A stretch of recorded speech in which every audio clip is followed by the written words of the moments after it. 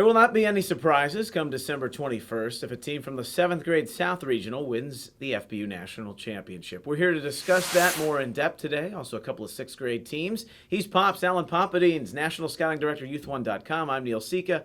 We're in our Jersey studios, the Road to Naples, 5th edition of the FBU National Championship. At Football University, built on the knowledge that the game of football, technique plus talent, beats talent alone. You know that. Join over 35,000 Football University athletes who have taken their game to the next level with FBU's intense, position-specific training as taught by our elite faculty of NFL experienced coaches and players. You can register at FBU.org, footballuniversity.org, for 2016 Football University Camp near you and achieve the dream. 192 teams around the country in 6th, 7th, and 8th grade. That dream becoming a reality as they compete for a regional and national title. Talking about the 7th grade South, how do you see this? Always the most competitive bracket in the tournament. This year will be no different. All right, let's take a look at the matchups and venues first. Here's a look at the matchups and sites for rounds 1 and 2, December 5th and 6th. In Elizabethtown, Kentucky, at Elizabethtown High School, Kentucky will play West Virginia. Nashville plays St. Louis. In Atlanta, at Lassiter High School, GFL gets South Atlanta, and South Charlotte will play GMSAA. In Orlando, Eastridge High School is the place for Palm Beach County and Jacksonville, and Tampa will play Central Florida. Finally, Southwest Florida plays Sarasota, and Dade County, they get the border war with Broward County at Fleischman Park. That's the site of the national semifinals in Naples, Florida. Our partners at Gatorade providing their products at each and every location for the FBU National Championship. The stage is set, but the top four, Pop's top four, that's the anticipation in the 7th grade South. And it's coming up next, right after this message from our sponsor. From the majestic dawn of a formidable plan to the starry nightfall of its determined execution, even in paradise, only one outcome truly matters.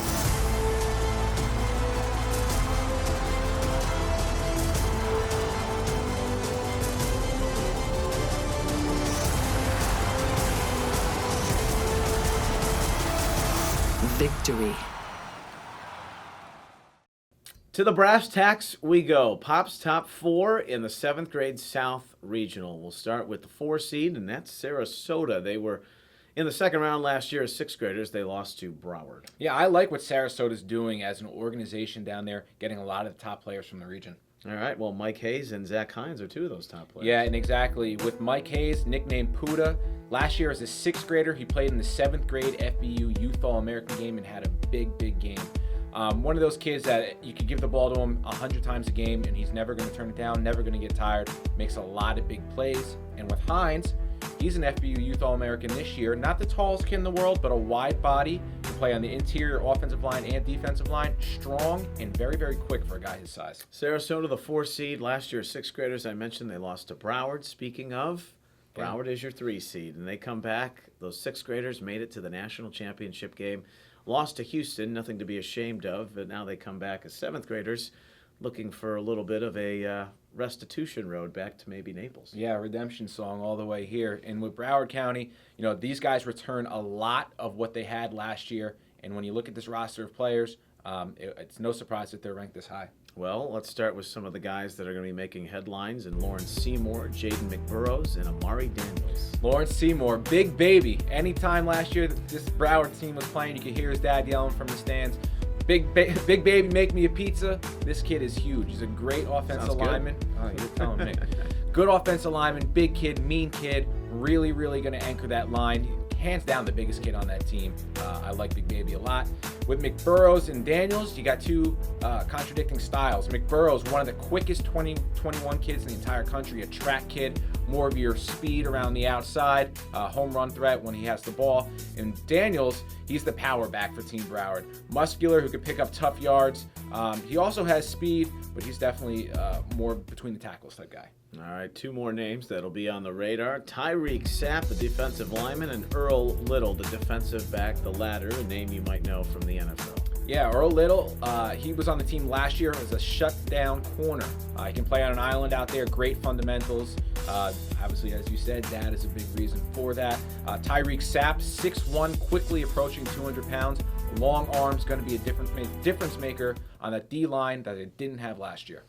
At this level, kicking, special teams can be such a big portion of a team's road to success. They've got a good one, an All-American in Carter Davis. Yeah, Carter Davis is going to be an FBU Youth All-American this year. Kickoffs, field goals, he can do it all.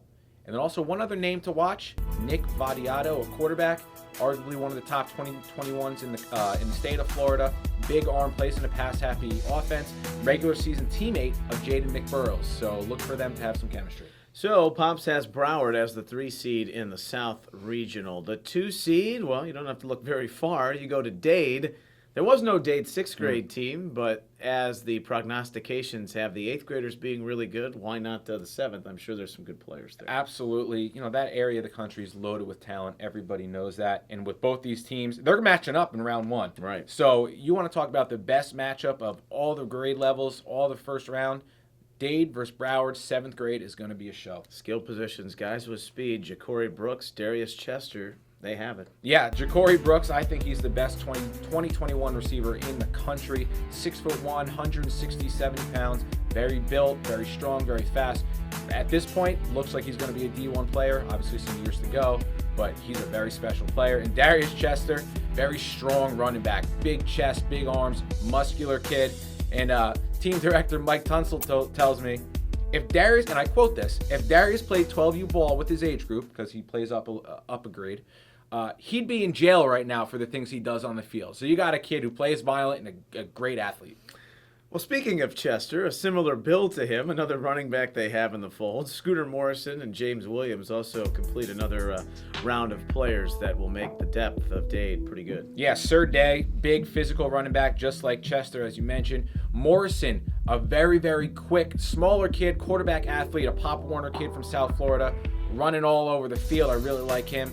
And James Williams, tall, rangy linebacker. Look for him to make a lot of plays. Marvelous Culbreth, he has to be good because of the name, right? Has to Keegan be. Davis, Jalen Collins, this rounds out some of the Dade guys. Oh, yeah, deep team, start top of the roster to bottom of the roster. Bunch of athletes. Now, the difference between this Dade team and this Broward team, just judging by the rosters, is that these Dade kids are all, obviously 7th graders, but playing up a year. So they're playing stronger, bigger, faster competition, whereas the Broward kids are usually playing 12U ball, majority of them. So it's a stark difference. Good note. Thanks for pointing that out. Dade is the 2 seed, 7th grade, South Regional. The number 1 seed, that's GFL, as they lost in the regional final last year, 6th graders to Broward County, but the deck is stacked again. You got Joseph McKay, Cody Brown, 2 great running backs, and Jaquez Smith. Yeah, in Joseph McKay, you have a 5'11", 180-pound 7th grade running back. And when I tell you this kid can move, he is one of the fastest, biggest, most complete running backs in the country for the class of 2021. And Cody Brown, big, powerful back, will also play linebacker. I mean, he's going to be a handful as well. And Jaquez Smith, he's your 6-foot receiver as a 7th grader. He's going to use his size and his height as an advantage on a bunch of jump balls. And if you can't stop him, well, you got to contain Camden Blount on the other side. He's the other side. You're right. I don't know what corners in the country are going to match up with these two. We'll find out. Yeah. Jackson Turner, Jamel Haynes, and Ford Reasons. I'll give you reasons. He's pretty good as a defensive lineman. All 3 of those kids FBU Youth All-Americans this year. All 3 of those kids went to Top Gun this past July. All 3 of those kids made our first team all Top Gun team. Turner, built like a bulldog, short, muscular, great middle linebacker. Jamal Haynes, he's got to be 5'5", standing on phone books. He's not the biggest kid in the world, but very, very quick, good athlete. And Ford Reasons, long, lean defensive end, can get upfield and affect the pass and the run. Andrew Van Wee is the quarterback. You've got Wie Huntley as another running back, and Henry Hunter, one of those great running backs, will run behind him on the offensive line. And that's the thing for GFL. That is the point that I'm interested in seeing. This team is as loaded with athletes as any team in the tournament. But Henry Hunter is the offensive lineman that I'm looking at on an offensive line that I don't want to call the weak point, but they just don't have they don't match up with the athletes that they have behind them. So this offensive line, if they can make some room for these guys, and Henry Hunter can really be the leader of this group, GFL is going to be real dangerous. Well, GFL cutting the mold. They want to run the football. They've got a good pro-style attack, but they're first and foremost a running team. So that's Pop's top 4 in the 7th grade. South, Sarasota the 4 seed, Broward the 3, Dade the 2, and GFL the 1. Well, when these athletes, these youngsters, they want to get exposure, they look to youth1.com. You have the most comprehensive coverage across the land from sea to shining sea, if we want to put it that way. And there's options now for the players themselves to take the initiative through youth1.com if they want more of that exposure. Yeah, traditionally youth1.com has been your home for content, camp reviews, tournament previews, top performers, all that stuff. But this year we've started out with our youth1.com player profiles. Go to youth1.com, register, make yourself a profile, and let us know what you're doing out there. If you go to a big tournament, you have a big tournament, you have a big day, let us know. Make your profile, put your stats in there, throw your pictures in there, throw your videos in there. Let us know. Exposure is the key. So expose yourself, get yourself out there. And of course, you're getting a lot of your information where? At FBU camps. There it is. Whether it be a regional camp or at Top Gun, they provide great exposure. Football University, here is more from FBU. Football University, the nation's leading football training experience, is now accepting applications for its 2015 camps. Our elite faculty of NFL coaches and top professionals teach position-specific technique on the field and in the classroom to improve your football IQ and help you reach your full potential as a player. Apply today at footballuniversity.org. Football University, where technique plus talent beats talent alone. Well, when it comes to the sixth grade tournament and you're seeing these youngsters for the first time, it's almost like playing pin the tail on the donkey, but we're going to take our best shot here. Two teams that you think might have an impact in the sixth grade South. I'm going to go with Dade and GFL, and here's my reasoning behind that. Dade, you look at what they've put together on the 7th and 8th grade team. Mike Tunsil has done a fantastic job down there with Dade County and getting those top players from the region to become part of that program. And I go with GFL strictly because of where they've been before. Look at their pedigree. Mm-hmm. Every year they're competitive. Every year they got some studs. GFL, the Gwinnett Football League down there in Georgia, one of the top ones in the entire country. A lot of athletes come through there, and they combine them on this team. No, you never know. You might see Kentucky make a run up there on the northern portion of the South Regional. A team like Southwest Florida also could be in the mix. Yeah, Kentucky is known for those big kids. Every year they're, I think, in my opinion, the biggest team in the tournament. So they always have the size. It's if the athletes can match up with it. And again, it's these sixth graders. You never know what you're going to get with these kids. So that's a look at some of Pops' thoughts into the sixth grade South Regional. Battle Sports Science, speaking of them, they'll have a big hand in the competition, providing mouth guards to every athlete in the tournament. Also, J3 Rings getting involved on their website, j3rings.com. FBU athletes will be able to order participation rings, watches, and dog tags.